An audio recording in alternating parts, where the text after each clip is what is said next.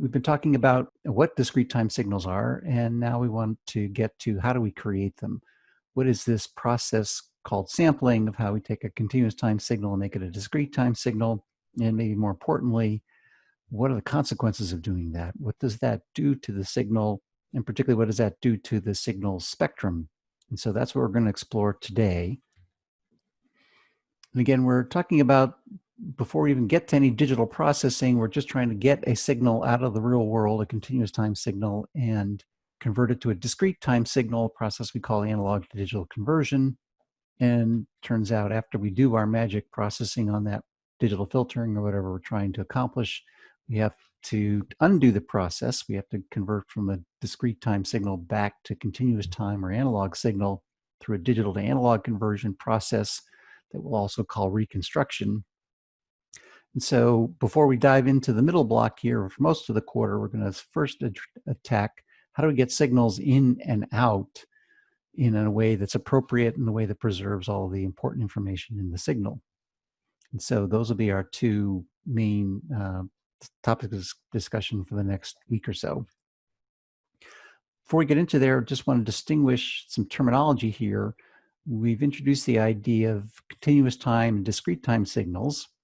When we talk about an analog signal, we're generally talking about a continuous time signal, one that's continuous in both dimensions. It's continuous in the time dimension, meaning it's defined at all values of time, and it's also continuous in amplitude, meaning you take on any amplitude value we want at any of those instances in time. And certainly voltages, currents, temperatures are kind of good examples of that's kind of a signal. We distinguish discrete time signals as those for which in the time axis we are taking samples, and so it's only defined at particular instances of time. In between two samples, we have no idea what's going on in the signal. It's not defined for us. And so we are discrete in the time dimension. Now, strictly speaking, in the amplitude dimension, the amplitude could take on any value for these samples. So think of it like we had real valued sample values for our discrete time signal. An example for that might be if we were monitoring the hourly temperature in Mammoth Lakes because we want to decide if it's cold enough to go skiing yet or not. You know, that temperature could be is a continuous quantity, but we would be taking samples of it every so often. Distinguishing discrete time signal from digital signals, typically when we're talking about digital signals, we're definitely talking about discrete time signals, but digital signals tend to have another layer of quantization on them. We're not just quantizing the time dimension, but generally digital signals are based on integer kinds of values. And so we're actually, the amplitude dimension is also quantized, is also discrete. And so we're usually rounding off values to the nearest allowed quantization level when we're distinguishing the amplitude of a digital signal. So discrete time, only the time dimension is quantized. In digital systems, both time and amplitude tend to be quantized and discrete. Now, what does a digital signal look like? Well, again, if we start with a continuous time signal, we're going to run it through this sampling process. That turns it into a discrete time signal, and we can use our discrete time index x sub n for it. If we rounded off the amplitude values to the nearest allowable level, then we have a digital signal, quantized in both dimensions. And typically that signal is those sample values are going to be encoded in some kind of binary format. I mean, they could be encoded in binary coded decimal. They could be, if they're bipolar, if they're positive and negative, we could encode them in 2's complement kind of notation. Or if they're just unipolar, we could use standard binary numbers, but there's some kind of binary encoding usually for how we store these digital signal values in a computer. Now, we're not going to go too deeply in the quantization operation, but if we tried to characterize it in a transfer function kind of way, where we have the input signal on the horizontal axis and the output signal of a quantizer on the vertical axis, the transfer function would look like a staircase. Over some range of input signal, we get the same output level. Things don't change. And so over some finite range that we call the resolution of the A to D converter, we're unable to determine if there's any change on the input voltage because we get the same output value for that whole range of voltages. And so we have this staircase kind of behavior for a quantization operation. We could consider a discrete time sampled signal coming in where the amplitude values, again, are continuous. They could be real number values. Once they go through this quantizing, they're rounded to the allowed levels, usually introducing some small error actually in them in the representation. If the original signal was, for example, a little ways into the next zone, we're going to round it up or down to the nearest level, so that introduces a small error in the signal itself compared to the original signal. And we saw a kind of illustration of this, both sampling in the time dimension and quantization in the vertical amplitude dimension when we looked at this signal the first day. We had this continuous time blue signal, and for that, if we wanted to digitize it, we'd first have to choose how often do we want to sample the signal. So we choose some time interval called a t sub s or t sample. And starting at time t equals 0, we would take a sample, a snapshot of this signal every t sub s or t sub sample seconds. So if ts is 300 microseconds, we'd take a sample at 0, another at 300, another at 600, 900, and so on. We could then use a sample index to indicate the position of those signals, where that's the multiplier that we multiply t sub s by to give us the time at which the sample happened. In the vertical direction, the resolution of which we're rounding off our amplitude values to give us the quantization step sizes. And so if, for example, in here we'll use a 3-bit digital code for our amplitudes, which means I get 2 to the 3 or 8 different quantization levels, 8 different heights that I can characterize. So we'll call them 0 through 7. And we'll encode for each sample, we'll encode it in a binary code for these different levels to indicate what the sample value is. So we need some kind of encoding scheme. We'll use a standard binary counting. Level 0 is binary 0, level 6 is binary 6. And then we go through the quantization and sampling process. We sample at these instances of time, and at those instances we find where did the blue original waveform, which quantization level is it closest to when we get to that sampling interval. So this one here, we're going to drop down to that. The one here will raise up to there. This one will raise from here up to there. So we'll take a snapshot at that time, round it to the nearest quantization level, and get our red discrete time version of the signal, which we'll just do a little stepwise connection to. And comparing the two, we would say that we did a fair job of turning this continuous time signal into a digital signal. However, there are definitely some shapes within this signal that we're not capturing very well. And we did have to round off some of these values. And so the rounding off gave us a small error. So that's saying our quantization size may be a little too big. But maybe more importantly for this particular signal, we're not seeing some of these important features, mostly because we didn't sample often enough. And so that's the first challenge that we're going to try to attack today, is figuring out, you give me a signal, how often do I have to take a sample of it in order to reproduce that signal pretty well, in order to capture its most important content? Looks like in this case, we didn't sample quite often enough. We missed some of the data that was here. Now, what would actually come out of this particular example if we would take this sample, and this one happens to be at level 0, so we would encode this as zeros. This one happens to end up at level 2, so we'd put a binary 2. And this collection of sample values is what we would store or transmit to represent the signal. Okay. Now, we introduced particularly the idea of quantization, and that's pretty much most of what we're going to talk about in terms of that particular operation, quantization. What we want to do now is develop a model for the sampling process that helps us understand and explain some of the artifacts that we see of that sampling theory. And certainly sampling by itself, taking samples of a signal every so often, has its own implications. And we're going to study that in detail. The rounding off process, though, the quantization part, we're going to leave that out of our model for the moment. Because if we were trying to create a complete model that included all that quantization effects, we would need a much more complicated model. We'd need that quantization process is a nonlinear process. And so we need nonlinear modeling theory to work with it. And that's way beyond the scope of what we have the mathematical background for here. So we're going to simplify the whole process. We're going to ignore that quantization step and stick with just looking at what happens as a result of the fact that I'm sampling a signal and I don't know what's going on in between those samples.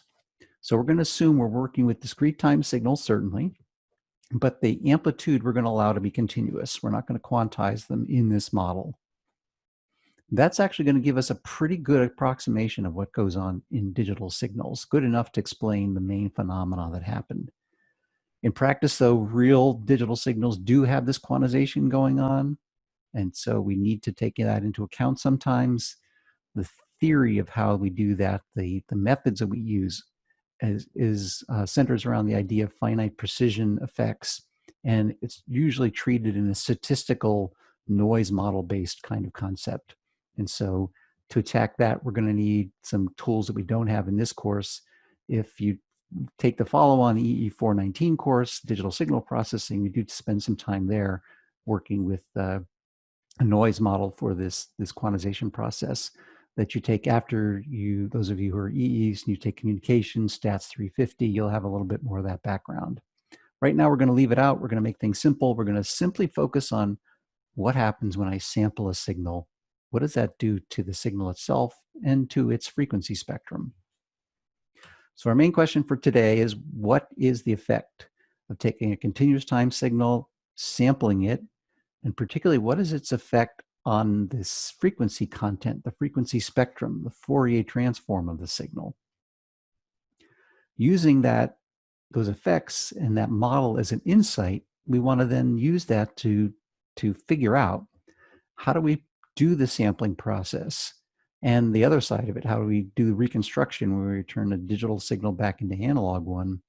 How do we do those two steps without throwing away and losing track of any really important characteristics of a signal? How do we do that without losing information? And when we talk about what's the important characteristics of a signal, well, we're talking about we want to preserve and make sure we can still tell what amplitude it was, what its basic shape was it a sine, a cosine, an exponential, some combination of them, some other form, a sawtooth, what was its basic shape? If it's oscillating, we want to make sure we keep and preserve the frequency that it oscillates, that we can replicate that. If it's got a phase shift or time shift to it, we don't want to lose that in the sampling process. Any DC offset certainly would be part of its basic inherent nature. If it's an exponential, what its decay rate, its tau is, all these things, all the fundamental parameters in any of our signals that we use to describe them, we want to make sure we can capture those, not lose any of those in the sampling process. And the issue is that sampling in general is not a reversible process, meaning if we don't do it right, we can't get back out the signal that we started with. So if I, for example, gave you this set of sample values, you could actually draw an infinite number of different wave shapes between them, and they would still all have these 1, 2, 3, 4, 5 samples in it. We could draw a cosine wave that has all those 4 samples. I could have just as easily made a triangle wave or a rectangle wave or much more complicated waves. All of these different waveforms have those exact same sample values, but obviously they're very different in their shapes and in their frequency content. And so our challenge is, how do we decide how often to take a sample so that we can distinguish these different waveforms? And then once we sample it, we want to do it in a way that we don't lose information, because once we do, again, this is a non-reversible process. Once we distort the signal or lose information, we can't undistort it. We can't get back the information that we threw away in the sampling process. Now, there are certain conditions that our model will tell us that how we can do the sampling often enough so that we capture the essence of a signal and have all the essential information we need, so that we can turn around and spit it back out in the world, do reconstruction, and theoretically perfectly. So let's take a look at a little MATLAB demonstration here. So you should be seeing on your screen two waveforms. Up on top, we have a blue, nice cosine waveform. And this happens to be a cosine with a frequency, a Hertz frequency of 300 Hertz, 300 cycles per second. And what we're going to do is sample this waveform with different T sub S's, different sampling rates. Shown right now, we happen to have 3 samples per period right now, 1, 2, 3, 1, 2, 3, and so on. And you'll notice with this particular set of samples, so I've got a 300 Hertz tone that I'm sampling at 900 samples per second. And the red dots are showing me where the samples happen using this particular sampling rate. And then in the lower graph, we just do kind of a connect the dot version of the sample positions, creating this what looks like a sawtooth waveform. Now, if we compare these two at this particular sampling rate, we seem to have preserved the frequency of oscillation of the waveform. Even though it's a slightly different shape, the oscillation frequency is the same between these two. The amplitude of the lower one is a little smaller than the blue one, because our samples aren't happening right at the peaks or right at the troughs of the waveform, so we're losing a little amplitude. So you might argue that that could be a problem. But the main thing we want to look at here is frequency effects. And right now, this particular tone with this particular sampling rate, we are getting the right frequency, the right cycles per second for this waveform, even though it's a different shape. Now, what the simulation is going to do is actually play for you through the audio this upper waveform, and you'll hear a single tone, and then it'll take these dots and make a tone out of those, and you'll be able to hear, are they the same shape? Are they the same, excuse me, frequency, not are they the same shape? So let me start the simulation up. And then what's going to do is start taking this sampling rate and going to start dropping it down. It's going to start reducing it and do that for a little while, and then we'll play back the waveforms and see what happens. So played the top waveform, then the bottom waveform. Now we're going to drop the sampling rate. Right now it's 900 samples per second. Let's drop it down a little bit. Now it's 840 samples per second. Now 780. Now 720. Now 660. And now 600. So you notice the shape was changing a little bit as we went along here. Now at 600, I'm kind of looking okay. I've got 2 samples every cycle. I'm sampling twice, my sampling rate's twice the tone frequency. And if I play these back, and we will, you'll see that they still do sound the same in terms of their frequency.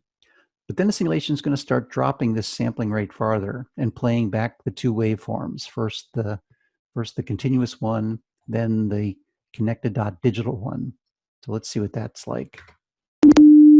Right now this is this one, and then the digital one. They're the same. Let's drop the sampling rate. Notice they're different now. Drop it some more. It's getting lower. Drop the sampling rate more. Drop it some more.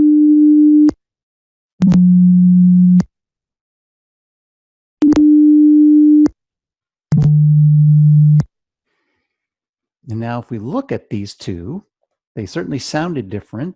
If you're a musician, you might have recognized they're an octave different.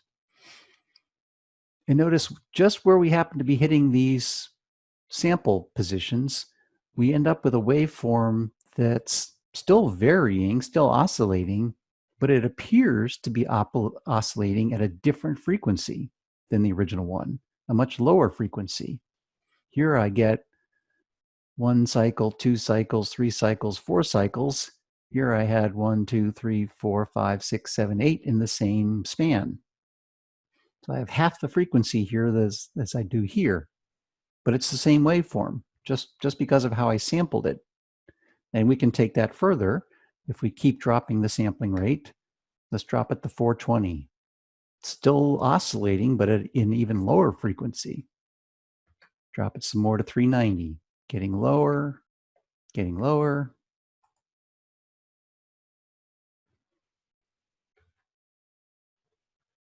And in this case, notice we're just hitting these sinusoids at just the right place that it looks like we have a very, very low frequency signal. It's still oscillating, still a cosine, but now it seems like it's much lower frequency than the original waveform.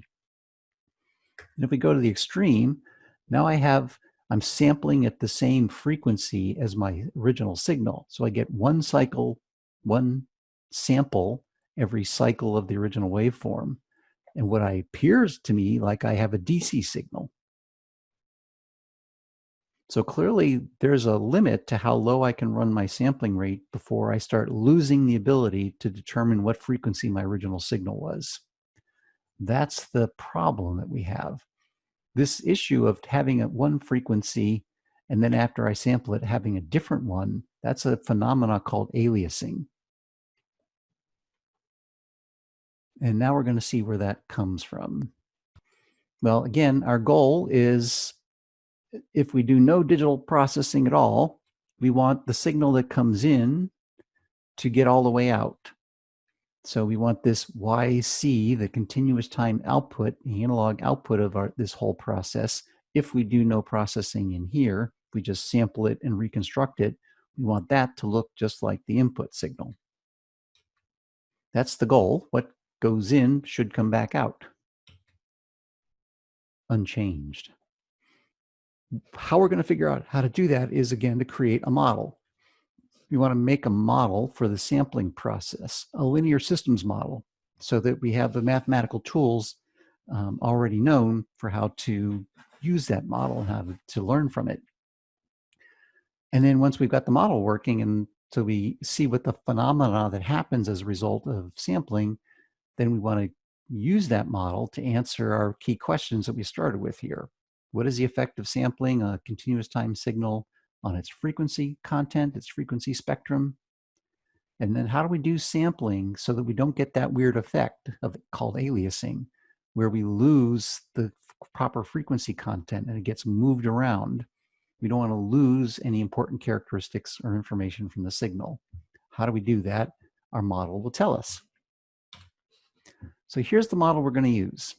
We're going to call sampling a big black box, or a white box in this case. We have a continuous time signal, xc of t, coming in. We're going to have a discrete time signal coming out. And really that's a two-stage process, the first stage of which we're going to create a linear system model for. So it's mathematically convenient to break this up into two phases. First, the sampling piece, a way of describing sampling as an impulse modulator, so that the output is an analog version of our sampled signal, a signal that only exists at our sampling intervals, but actually is going to be a collection of weighted impulses. And we're going to presume that there's some process we can follow this up with to grab those impulse weights and turn them into binary numbers and send them out as our discrete time sequence. That's not a linear process. That's not something that's we need to model. We just need to understand, what does taking samples do to a signal? And we'll use these impulse sampling as our model for that. That actually is a simple model, but it actually does explain the frequency phenomenon that goes on with sampling. Okay, so what is impulse sampling? Well, the idea is we know, and this is in the continuous time, we remember an impulse signal is a signal that's infinitely high, infinitely narrow, and has therefore an area of 1. So it's the continuous time equivalent of a big 1. If we write delta of t, that's a unit impulse with a weight of 1 sitting at time t equals 0. If we have a shifted over impulse, like one happening at t sub s, that's a shifted impulse, a delta of t minus t sub s, would be the one here. We want to create a collection of impulses, one that happens at every instant in time that we want to take a sample of our signal. So I need a delta of t sub s, I need a delta of t minus t sub s, t minus 2t sub s, delta of t minus 3t sub s, and so on. We need a whole bunch of those. So we'll write that with this summation formula. It's a delta of t. It's an infinite number of them, each of them shifted by n times t sub s. And we'll let n go from minus infinity to plus infinity. So I get a delta of 0, I get a delta of 1t sub s, delta of 2t sub s, 3t sub s, n backwards the other direction too. Infinite number of them. Here's a nice compact mathematical way to write this sequence. An infinite sequence of all unity area impulses that happen at every time I want to take a sample of my input waveform. That's what we're calling this impulse train. Okay. And what we're going to do for our sampling model is put that impulse train into a multiplier and multiply the continuous time input signal by that impulse train to create our sampled signal. And let's see if that makes sense. Let's back up first.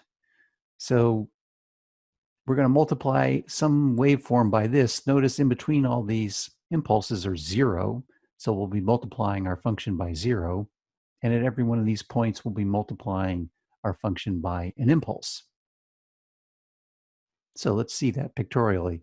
Take some arbitrary input signal, continuous time input x of t.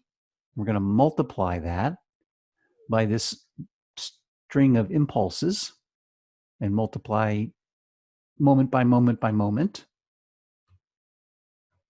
Mathematically, we'll take x of t and multiply it by I of t, which is we've described with this summation of delta functions. And that may look a little intimidating, but it's going to simplify because of these impulses. We can apply the multiplication property of impulses that say anytime I take an impulse and multiply some continuous time function by that impulse, by one of those impulses, I'm going to get an impulse again, but that impulse will be weighted by the value of the function at the time that the impulse was there.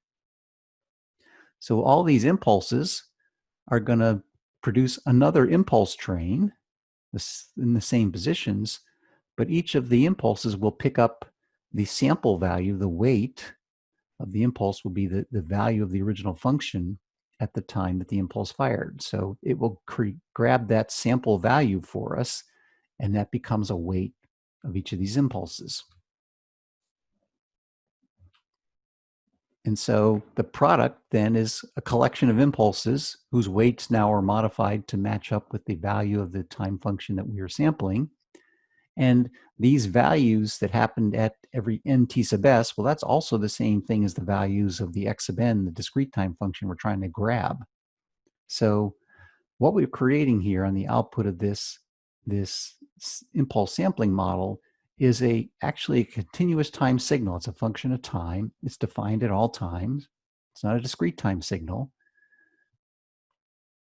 And so we can use our continuous time Fourier techniques to analyze what is the frequency spectrum of this. What does it look like? And we can describe it mathematically with this function. It's a sum of it's another impulse train, but each impulse has a unique weight that happens to match up with the signal sample values we wanted, the sample values extracted from the original waveform. Okay, what are we going to do with that? Well, this was our model in the time domain, a continuous signal multiplied by an impulse train, giving us this continuous time sampled signal that's only defined at every t sub s. But now we want to see what's going on in the frequency domain. What's the spectrum of this signal look like? And how does it compare to the spectrum of the original signal? In order to do that, we need to do some Fourier transforms. I'm going to need the Fourier transform of the input. I'm going to need the Fourier transform of this pulse train. I'm going to need to know what a multiplication in the time domain does in the Fourier domain. And I'm going to need to take all that information, put it together to predict what is the frequency spectrum of this sampled signal look like? What's its Fourier transform? Now it's time to roll up your sleeves, dust off some EE328 cobwebs. Let's start here. At the input, we have an arbitrary input signal. I can't tell you what the shape of that spectrum is. It has to represent any possible signal. But what I can say is, let me make sure that the signal that I put in has some band limit, meaning there's some frequency, B, above which I know this signal has no frequency content, no magnitude content. There is nothing in that signal above that frequency, or below it for negative B. The actual shape of the frequency content of the signal could be anything in between these 2 points, minus B and plus B. I'll just use a triangle to represent one possible signal, but it could be anything. The only limitation I'm putting in is I don't want to have any content. It's got to be 0 above B and more negative than minus B. Then it's band limited. Okay. How about this impulse train? What is its Fourier transform? What is the Fourier transform of an infinite number of impulses? Well, that's not something that we usually go around thinking about. So let's see if we can derive it quickly without too much math. Here's our impulse train. Our time impulses, a bunch of impulses with weights of 1 spaced by t sub s. I hope you would agree that this is definitely a periodic signal, right? It's repeating, going on forever. Definitely periodic. If it's periodic, it must have a Fourier series description. Remember in 228, we could use Fourier series to describe any periodic signal. Fourier series representation looks like this. X of t is some sum over k of the Fourier series coefficients for the signal, which we have to find by another formula, multiplied by e to the plus j2 pi k f0t, where f0 is the fundamental frequency. It's the reciprocal of 1 cycle time in my original signal. Well, in this case, the fundamental frequency is the same as the sampling frequency, because my time between things, my cycle time in the periodic signal is t sub s. So 1 over t sub s is the sampling rate. It's also the fundamental frequency. So here is a Fourier series way to describe this impulse train, except I need to know what x of k is. I don't know what that is yet. We'll get that in a moment. What good does that do me? Well, if this is a Fourier series representation, if we think this is a valid way to write this time function, I want to know, how do I get the frequency content of that? How do I get its Fourier transform? Well, this formula actually sets us up really well to get it. And we'll start by doing some building blocks. We'll start at first principles. If my x of t was 1, we know its Fourier transform is a delta of f. That's a single delta, not in the time domain, but in the frequency domain at dc, at f equals 0. Let's just look that up in a Fourier transform chart. If I multiply my time function by this complex exponential, e to the j2 pi f0t, the frequency shift property of the Fourier transform says, oh, that shifts your whatever you had for a Fourier transform of the original function, it shifts it over by f0. Okay, so we've got this taken care of. what happens if I multiply my exponential by a constant? It might be complex, but it's still a constant. It's a scalar. Well, according to Fourier theory, if I know the Fourier transform of a function like y is capital Y of f, when I multiply y by a constant, I multiply its Fourier transform by the same constant. That's because it's a linear homogeneous operation. Okay, so if my function is e to the j 2 pi k fst, when I multiply it by x of k, I just take the Fourier transform of my exponential and multiply it by the same scalar constant. And then the punchline, if I add up a whole bunch of these, guys, because Fourier transforms are linear, I add up a bunch of the transforms on the transform side. So the sum of a whole bunch of x of k e to the j 2 pi k fst's is a sum of x of k delta of f minus k f of s. And again, that's just because of linearity. And so here's my time function I of t. It turns out the Fourier transform of that will be predictable from our Fourier series, except we're missing one piece. We don't know what x of k is. Let's go find that now. I'll call it I of k because my waveform is I of t. The Fourier series coefficient equation is this one. If I want to find the Fourier series coefficients, the exponential ones, for a periodic time function, I take that time function, multiply it by e to the minus j 2 pi k f0 t, and integrate that over one period, like minus ts over 2 to plus ts over 2, and then divide it by 1 over the period. That's just the Fourier series coefficient equation. All right, here's my time function. Here's t sub s. So I'm going to integrate this function from minus t sub s over 2 to plus t sub s over 2, which only gives me this delta. And I'm going to multiply that by this complex exponential. Let's do that. So in that range, I of t is just delta of t.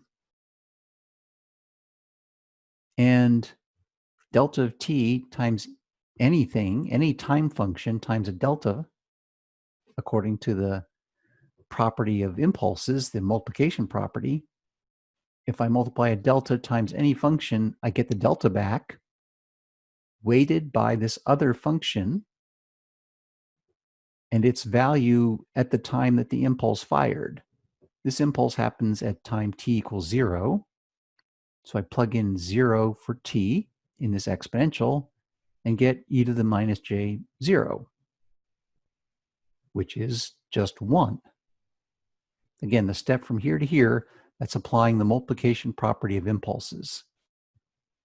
When I multiply an impulse by another time function, I get the impulse back with the time function evaluated at the time the impulse was present, in this case at t equals 0.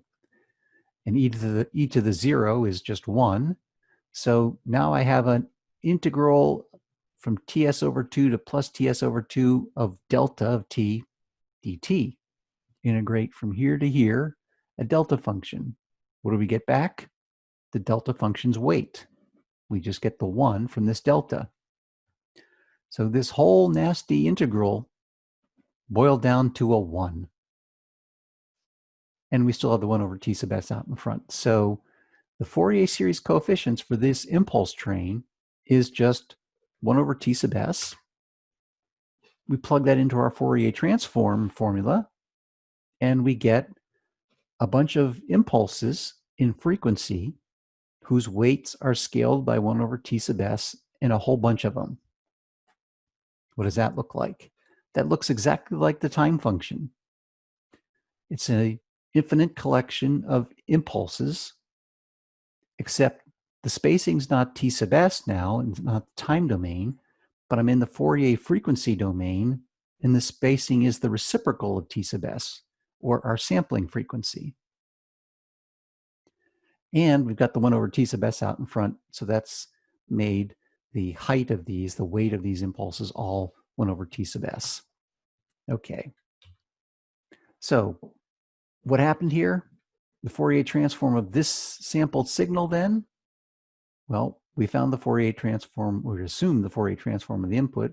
We just found the Fourier transform of this impulse train. We have to do this operation to them to find out what is the spectrum of this sampled signal look like. And if you remember your Fourier theory, when we multiply things in the time domain, what happens in the Fourier transform domain? We convolve them. And so if I'm looking at Fourier transforms, I'm going to take the spectrum of the input signal, convolve it with the Fourier transform of the impulse train to get the spectrum of the sampled signal. So we're going to take our unknown input signal spectrum, convolve it with a bunch of impulses, a bunch of frequency impulses. Now, the good news for us is I don't have to pull out the convolution integral to do that, because we know exactly what happens when we convolve anything with an impulse. We get that same thing copied and located wherever the impulse happened. And in this case, we're going to scale it by T sub s. That's the convolution property of impulses. Say if I convolve anything with an impulse, I take the function, recenter it wherever the impulse was, and that's the convolution result. And so the frequency content of our sampled signal is similar to the frequency content of the original signal, except I have a whole bunch of them. I have actually an infinite number of them. And they're replicated and spaced in the frequency domain by integer multiples of the sampling rate and scaled by 1 over T sub s. So what does that mean? So here's our input signal's frequency content. It's spectrum. It's band limited to B. It has maybe a peak amplitude of A.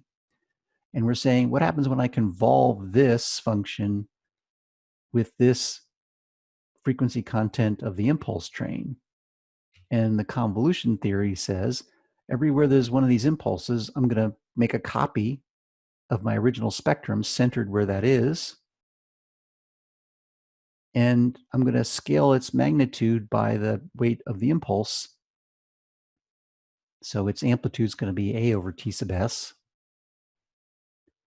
But here is the essential result, the essential effect of sampling, is to take a signal and its spectrum and make a whole bunch of copies of it, spread out through the frequency domain at integer multiples of the sampling frequency. So we have a time function that's band limited to B. Our sampling process is going to make a bunch of copies of those centered on every integer multiple of the sampling rate, fs. Now let's look at what is the requirement so that when I do this, what I don't want to have happen is these copies to overlap each other. As long as they stay separated, I have a chance of being able to extract one to get back to the continuous time signal.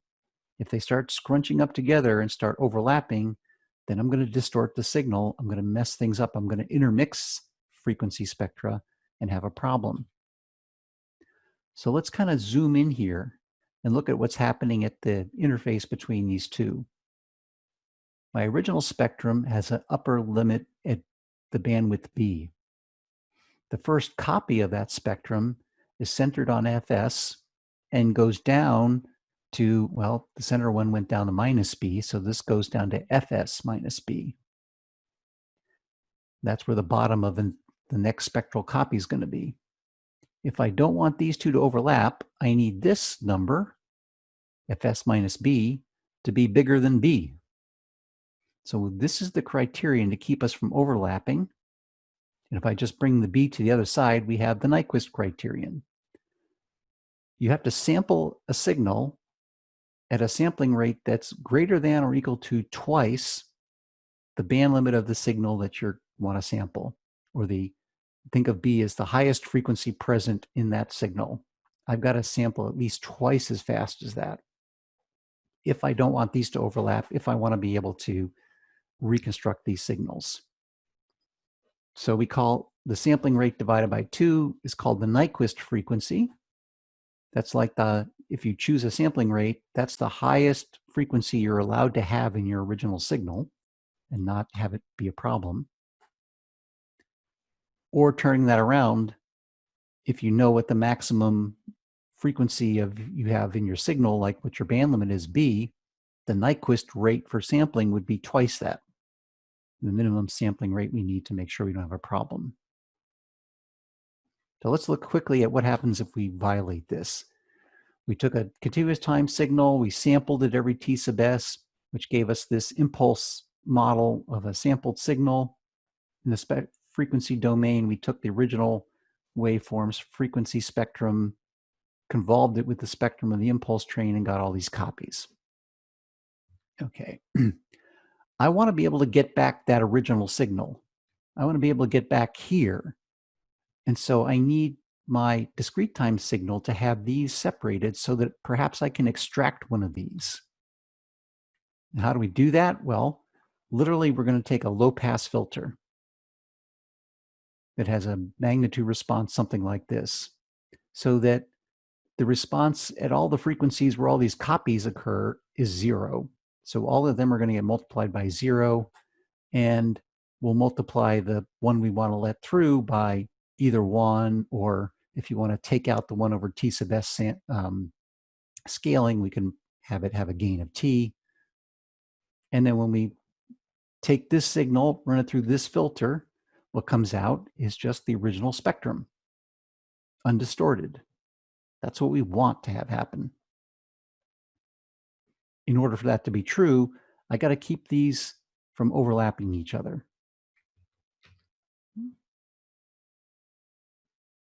If we don't, then what happens is after we sample them, the spectral copies start overlapping each other, and the residual of them is added together, and so we get a different, some of the spectrum is right, but some of it here is now wrong.